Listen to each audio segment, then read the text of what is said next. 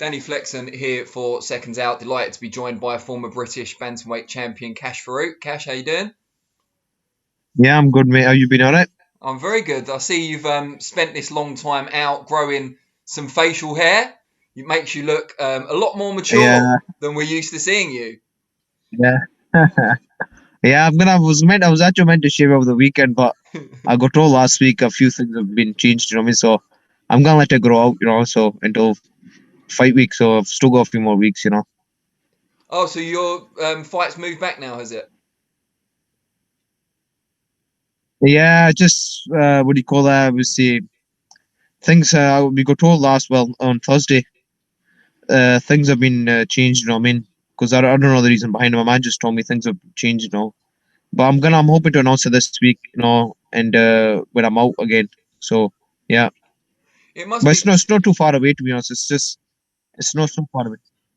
it must be particularly frustrating for you, I guess, in that you won the British title, defended it, got the Lonsdale Belt outright, all in the space of less than 11 months. And now you've been out for 11 months. You built up real Yeah, momentum. And then after the Lee McGregor fight, which a lot of people felt yeah. you were unlucky not to get the verdict, you've now been out of the ring since. Has it been frustrating for you at times? Yeah, it has, because my career's just kicking off, you know what I mean? And obviously with the coronavirus, everything stopped, you know what I mean? And I felt like my career stopped as well. So I'm just going to go on there and obviously start my career over again. And it's another chapter in my career with Matchroom. So, obviously once I get the ball on and get my first fight out the way, then what I mean, that's me, I mean, back on it again. That's my momentum building up again. So I'm looking forward to just boxing. It's been a long, long time. It's the longest I've ever had in my boxing career, out the ring. Is there kind of a positive side to it, and that it might have freshened you up a little bit, even though you won those fights in good fashion, except for McGregor, which again a lot of people Yeah, thought you should have won. Do you think it might have freshened you up, given you did fight four good level opponents in a short space of time? yeah, I did. It's my first time. I started boxing, maybe about 10 years ago, and through the lockdown, it's probably the first time I was away from the gym, probably for that long, because the gyms were shut at the April and May time. So I took a wee break. Once things started to ease up, me and my trainer opened the gym up, started training away. So yeah, in a way, it did, freshen me up. But it's just because I needed a break from boxing a wee bit. No, being in the gym, because after every fight, I took a couple of days off. I was back in the gym, train. So yeah, I mean, it brought more hunger out of me. So yeah, it has. And you took that Lonsdale belt for keeps in incredibly quick time. While you were doing it, kind of one fight follows another. You're on a great run of form. You're not really Yeah, thinking about it because you're in the moment, I suppose. You're going from training camp to training camp. But now, when you look back on it, are you kind of getting a sense of yeah, what a big achievement that was?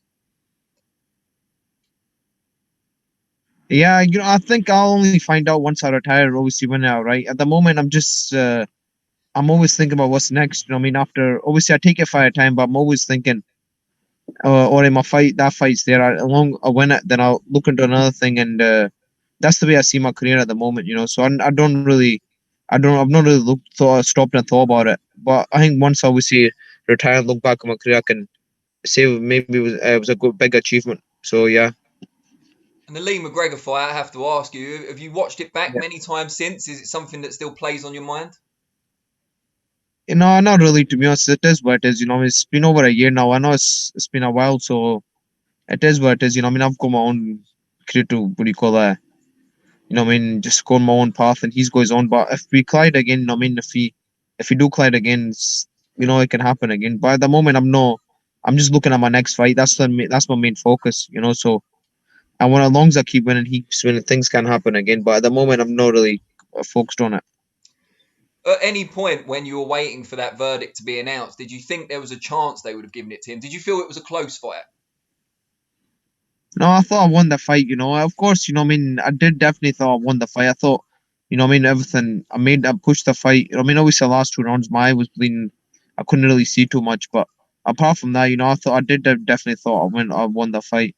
But it is what it is.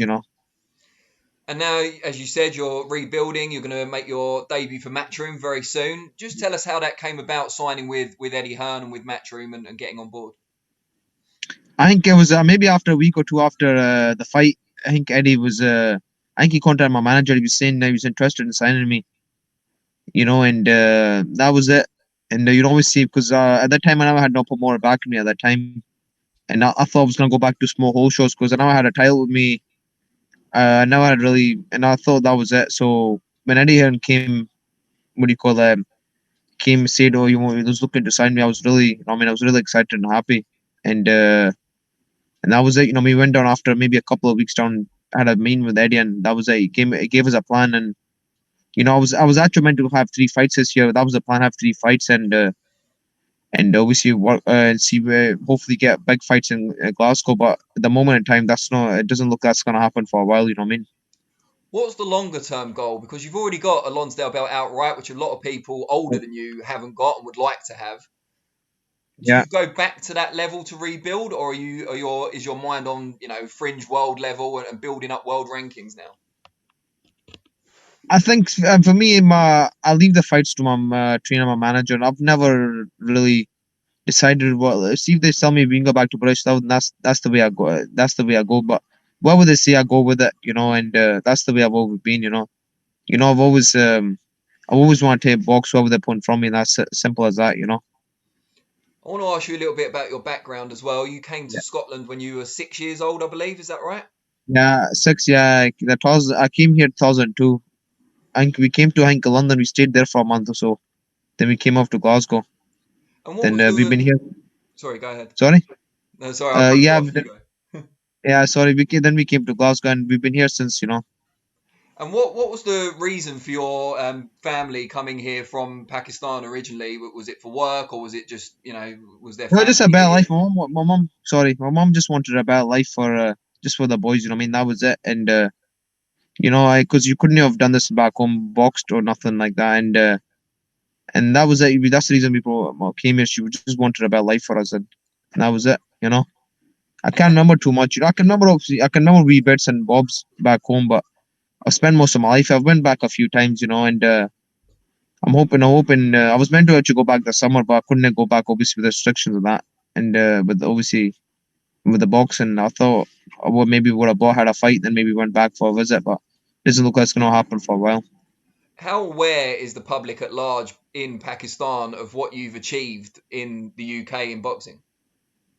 Yeah, they're obviously my family are really proud of me what I do back home, and they're always keeping an eye on me. And I think a lot of people in neighborhood know I'm a fighter, and they're always asking my uncles or aunties how's he getting on and this and that. So yeah, whenever they're always asking. So yeah, in a way, they are really proud. I mean, they know I'm in a good stage of my career, and where I'm going. So they are really proud. How did you first get into boxing? Obviously, that was when you came to Scotland, but were you quite young, or was it a bit later on? I think I was 14 or 15. I was a community center, and the guy was running. I was a former fighter. His name was Bobby McDermott. Oh yeah. He actually boxed. Yeah, he actually boxed Dave Boy McCauley in Subio. Barry McGuinn versus Subio Pedroza his undercard, and he brought me into boxing, and I had about I think 6 fights or something with him. Then he gave me over to his trainer, and that was it. You know what I mean? And I was only the boy to stick at the club. You know what I mean?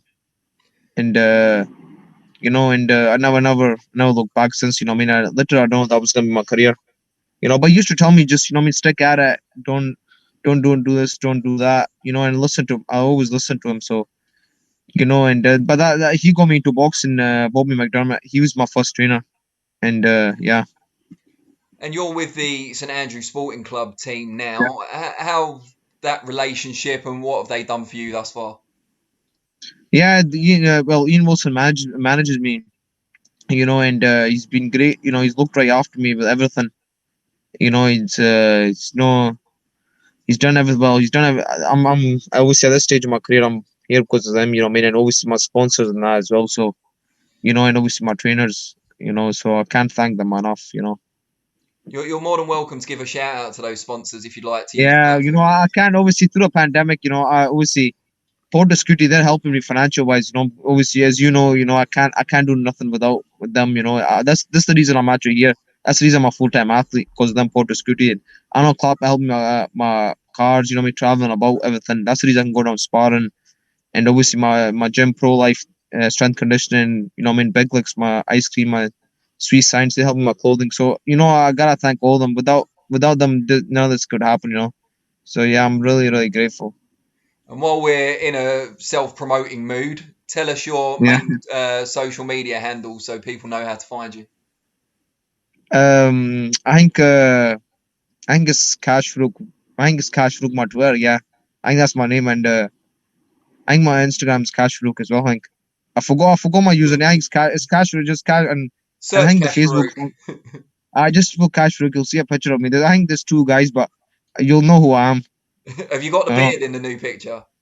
no, I haven't got a beard. I look a bit different, so don't mistake me for someone else. Great stuff. Well, it's been a Uh, pleasure talking to you. I look forward to the announcement. Hopefully, it won't be too long till we see you back in the ring. yeah, it won't be too long to be honest, Danny. Hopefully I'm hopeful I can answer this week with the opponent. This time. But yeah, well, obviously, yeah, hopefully it's this week, and again, move on, and just, get on fighting, Great Aye, stuff. All right, well, we'll look forward to that, and hopefully, we'll speak to you again soon. right, Danny, take care, right, mate. And you, mate, take care. Bye bye. All right, bye, mate. Bye, mate.